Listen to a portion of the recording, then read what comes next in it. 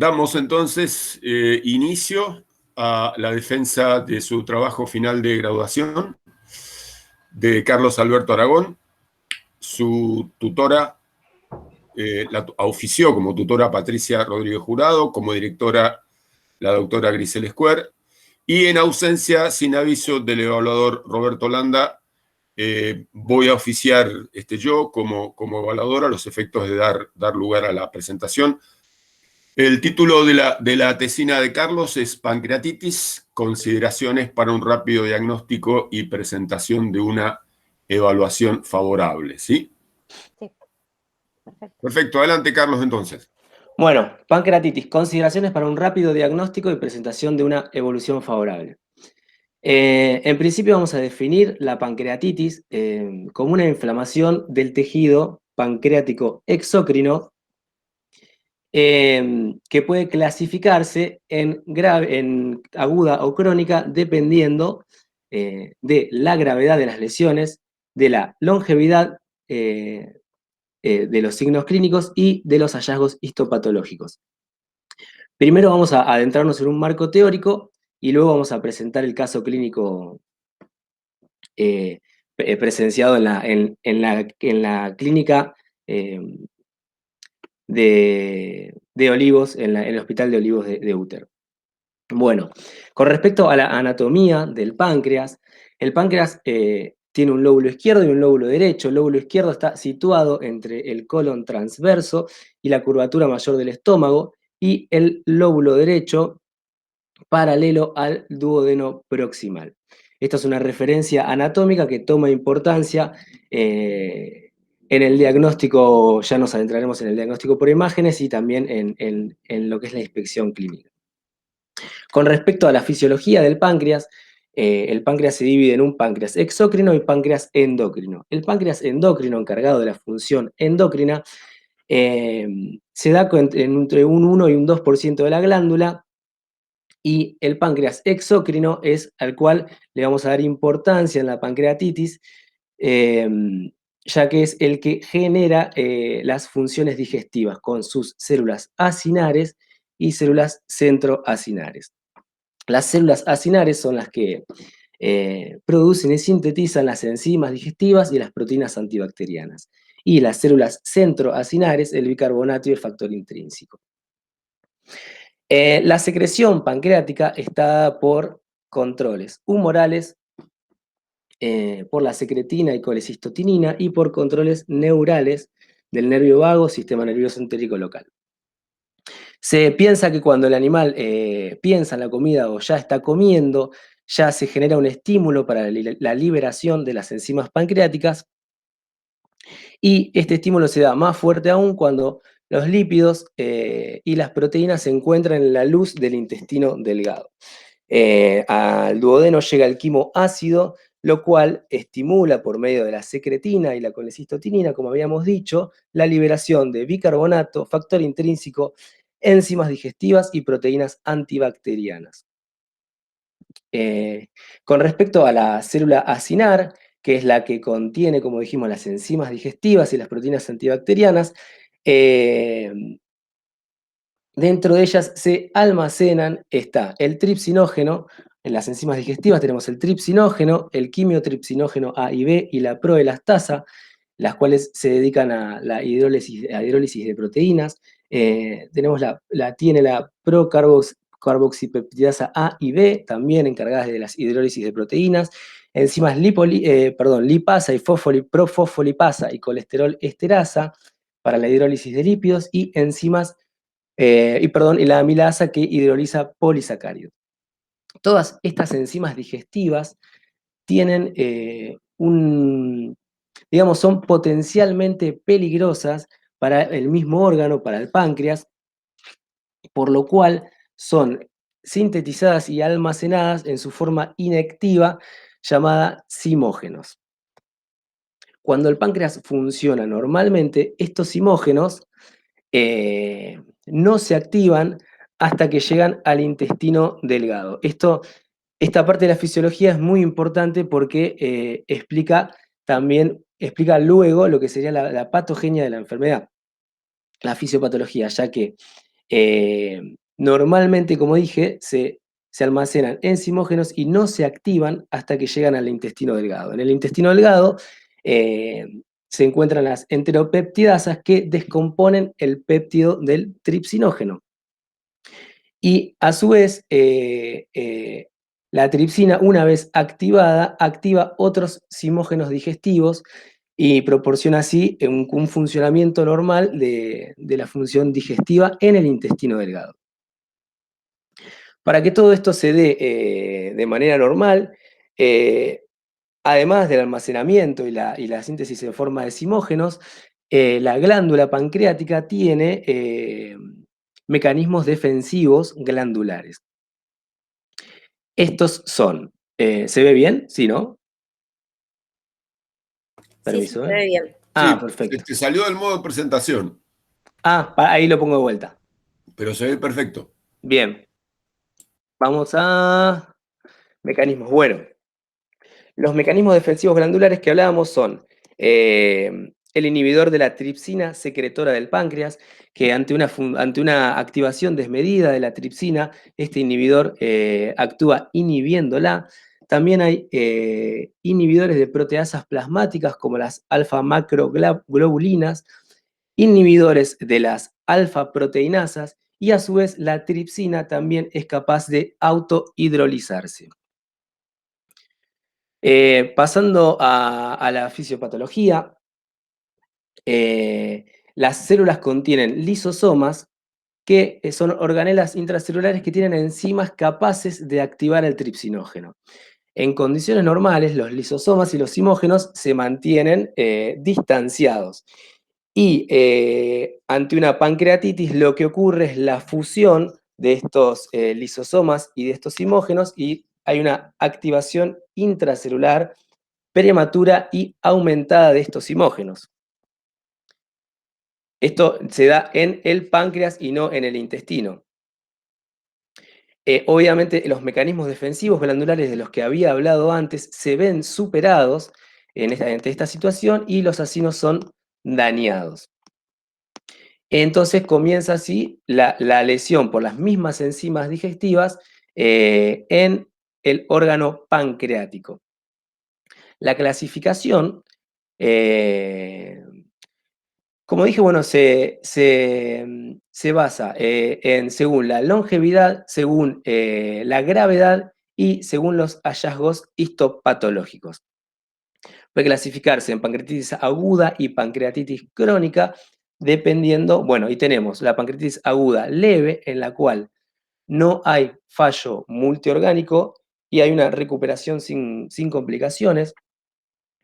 Una pancreatitis aguda grave, en la cual el fallo multiorgánico y las complicaciones son, por ejemplo, pseudoquistes, abscesos. Y en la pancreatitis crónica leve hay un cambio morfológico mínimo y una pérdida subclínica de la función exócrina.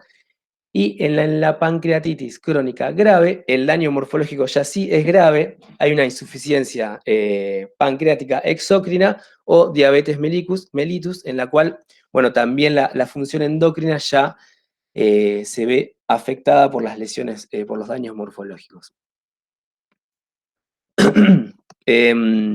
La presentación clínica de la pancreatitis, puse un listado grande de signos clínicos, ya que están descritos un montón de signos clínicos que dependen en su presentación de las lesiones que se hayan generado, tanto en el páncreas como en los órganos vecinos y también a nivel sistémico.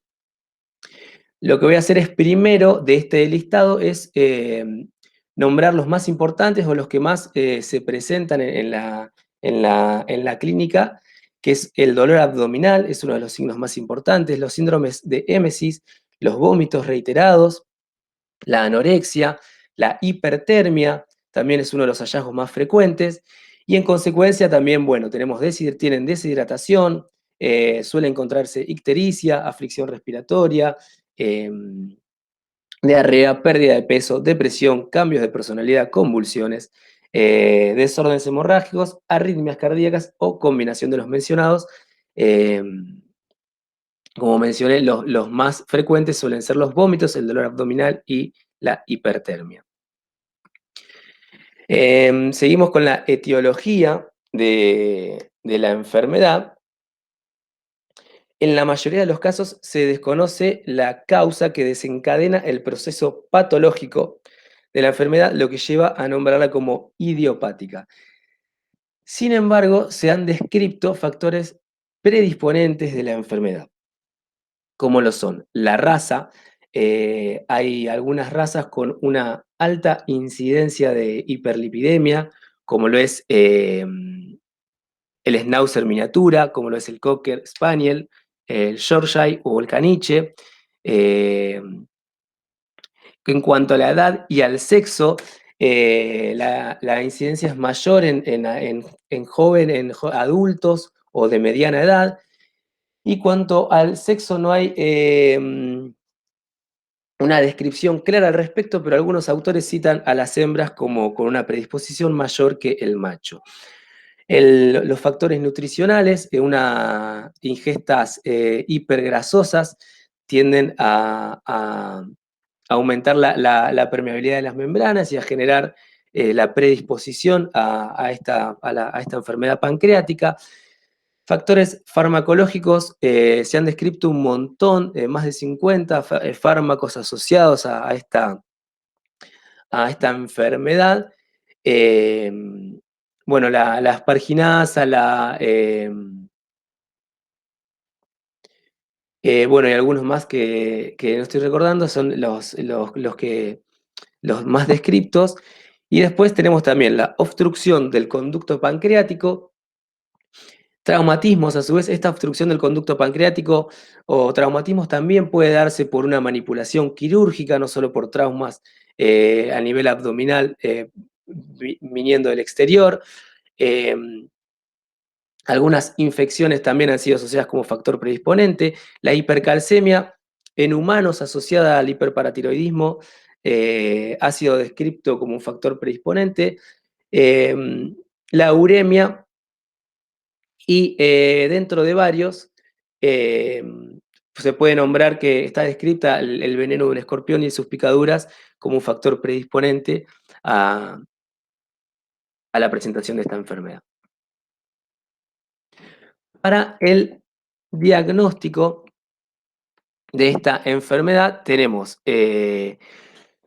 pruebas de laboratorio de rutina y específicas del páncreas. Las de laboratorio de rutina, en principio uno no piensa en una rutina de sangre completa, en la cual los valores hallados o los valores que se encuentran afectados son de un carácter bien inespecífico y entre ellos se puede encontrar leucocitosis, un aumento en los glóbulos blancos, un aumento en el hematocrito. Se puede encontrar azotemia, esto puede ser debido a la deshidratación. Enzimas hepáticas aumentadas es un hallazgo bastante frecuente, esto puede estar debido a la isquemia hepática y también por la elevada tasa de transporte de enzimas digestivas hacia el hígado. Y la hiperbilirrubinemia, más descrita en felinos, que puede deberse a una acción mecánica de compresión del páncreas tumefacto o aumentado de tamaño o edematizado sobre el colédoco.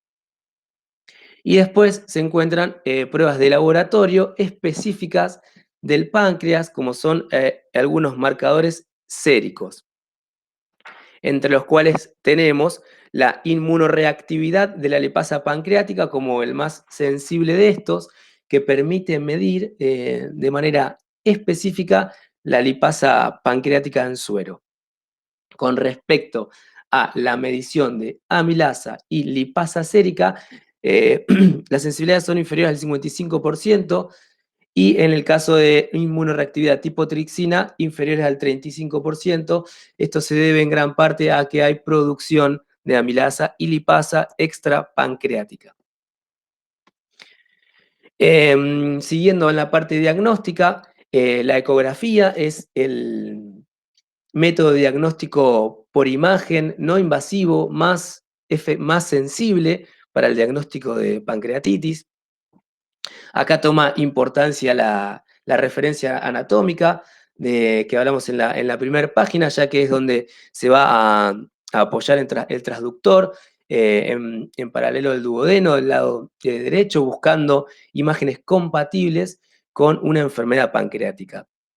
Ecográficamente, estas imágenes pueden describirse como una hipoecogenicidad del órgano pancreático, un órgano aumentado de tamaño, en la cual suelen verse el mesenterio circundante hiperecogénico, un poco más brillante, como se puede visualizar mejor en la segunda foto quizás, y en el primero sí se ve bien la hipoecogenicidad del eh, tejido pancreático. Igualmente, el método de diagnóstico definitivo de la enfermedad pancreática y también lo que va a permitir clasificarla por sus cambios morfológicos es la biopsia e histopatología. Este es el método que sí nos va a permitir definir si hay una inflamación neutrofílica, si hay edema, si hay necrosis, como es el caso de la pancreatitis aguda o en una pancreatitis crónica. Vamos a poder de esta manera evaluar si hay fibrosis o pérdida acinar. Con respecto a la biopsia histopatología, la toma de muestra toma algunas digamos, algunas bivalencias con respecto a si efectuarla o no, ya que algunos autores describen que esta toma de muestra podría no llegar a ser fidedigna o representativa por algunas lesiones focales del páncreas. Entonces, cuando uno en una laparotomía o un veterinario a cargo toma una pequeña muestra del órgano, puede que no represente las lesiones focales que hay en el resto del órgano y a su vez también puede generar más daño al órgano y más lesión a la glándula. También se encuentra la situación del paciente, que en un cuadro agudo, suelen encontrarse descompensado, deshidratado y con algunos de los signos clínicos ya mencionados previamente. Vamos a ver bien. Con respecto al tratamiento, lo primero que se trata de instaurarse en estos pacientes es la fluidoterapia para la reposición de los volúmenes hídricos y para aumentar la perfusión de los distintos órganos afectados, principalmente el páncreas o el hígado. También se usan antiinflamatorios. El antiinflamatorio más utilizado son los corticoides, la dexametasona. No solo a nivel antiinflamatorio, sino que también por la estabilización de las membranas lisosomales y demás funciones de los corticoides, es uno de los antiinflamatorios más utilizados. Con respecto a los antibióticos, son varias las opciones que pueden elegirse, entre ellas está la cefalosporina, la cefalotina o el metronidazol, como dos de los grupos más utilizados en estas terapias. Está descrito en pancreatitis experimentales que bacteriosis agravan el cuadro de la misma. Como antieméticos, los más utilizados son la metoclopramida, el citrato de maropitant o el ondansetron. Como analgésicos también son varias las opciones, en líneas generales el fentanilo, la morfina o derivados, como el tramadol, son de los grupos analgésicos más utilizados. Y con respecto a la nutrición, en principio se trata de limitar el consumo de grasas. Siempre como tratamiento uno tiende a retirar la causa que pudo haber generado la pancreatitis. En este caso, el factor predisponente relacionado a la pancreatitis fue un alto consumo de grasa días previos a la presentación de la signología. Seguimos entonces con el caso clínico. El caso clínico se presenta un canino border collie macho de 10 años, 25 kilos, blanco y negro como el que está en las imágenes de la presentación, llamado Rocco. Se presenta con su propietario a consulta con signos clínicos de hipertermia, una temperatura corporal de 40 grados centígrados, un dolor abdominal muy marcado y una ictericia leve. Cuando se charla con el propietario,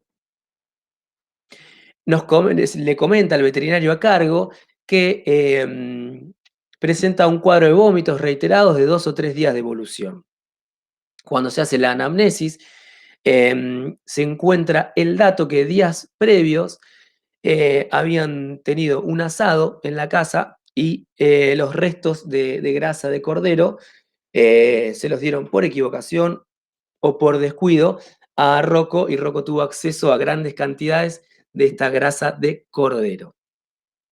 Luego de esto, seguimos con esta inspección clínica. Otros datos, otros hallazgos de la inspección fueron el tiempo de llenado capilar levemente aumentado, y como ya mencioné, ictericia, hipertermia y un dolor abdominal muy marcado que no le permitía al veterinario a cargo tener mucha evaluación abdominal a la palpación, ya que era muy exacerbado. En el mismo momento de esa consulta se inició con una fluidoterapia, se procedió a canalizar al paciente. Se aprovechó la maniobra para realizar una extracción de sangre. El hospital de Úter cuenta con un laboratorio en la parte de atrás, en la cual se procesan las muestras ahí mismo, y generalmente al otro día, a la mañana, ya se encuentran los resultados, o si se sacara el mismo día, quizás está para la misma tarde. En ese caso, fue pasado el mediodía, entonces tuvimos los resultados de la rutina al otro día. Pero en ese mismo momento se procedió a la toma de muestra, a la toma de sangre, y luego a la cateterización para fluidoterapia, la cual duró unos 40-45 minutos con solución fisiológica. Y también se aprovechó la maniobra para empezar con una terapia medicamentosa endovenosa de dexametasona, cefalotina y metronidazol.